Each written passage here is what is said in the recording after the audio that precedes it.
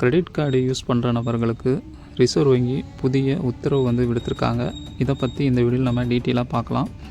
Credit card மூலமாக வாடகை வந்து செலுத்தும் வசதி இனிமேல் பண்ணவே முடியாது.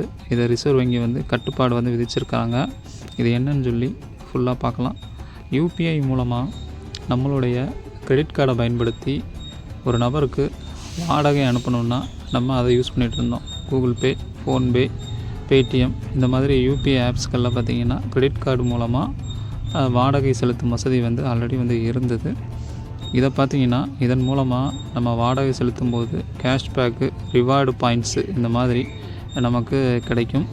இதை வந்து தவறாக நிறைய பேர் வந்து இந்த ரிவார்டு புள்ளிக்காண்டி யூஸ் பண்ணுறாங்கன்னு சொல்லி கம்ப்ளைண்ட் எழுந்ததுனால இப்போ புதுசாக ரிசர்வ் வங்கி கிரெடிட் கார்டு யூஸ் பண்ணுற நபர்களுக்கு கட்டுப்பாடு வந்து விதிச்சிருக்காங்க.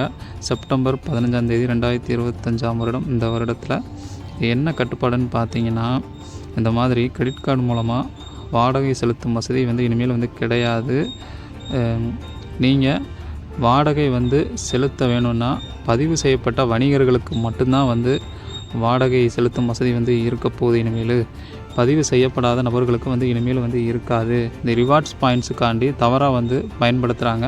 அதனால் இந்த கட்டுப்பாடு வந்து விதிச்சிருக்காங்க இப்போ ஆர்பிஐ.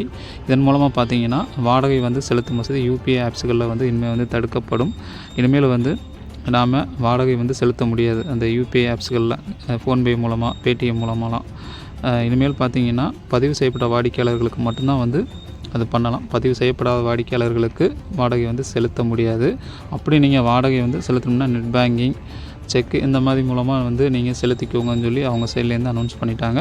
ஸோ இனிமேல் பார்த்தீங்கன்னா வாடகை செலுத்தும் வசதி, அதாவது ரெண்டுங்கிற ஆப்ஷன் வந்து இருக்காது. யூபிஐ ஆப்ஸ்லாம் இருந்தது, இப்போ வந்து அந்த ஆப்ஷன் வந்து கேன்சல் பண்ணி விட்டுட்டாங்க.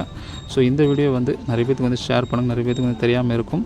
ஸோ இந்த வீடியோ பிடிச்சிச்சுன்னா லைக் பண்ணுங்கள், ஷேர் பண்ணுங்கள். வீடியோ பற்றிய கருத்துக்களை கமெண்ட் பாக்ஸில் வந்து தெரிவிங்க. மறக்காமல் நம்ம Tamil creation YouTube channel subscribe பண்ணிக்கோங்க. நன்றி.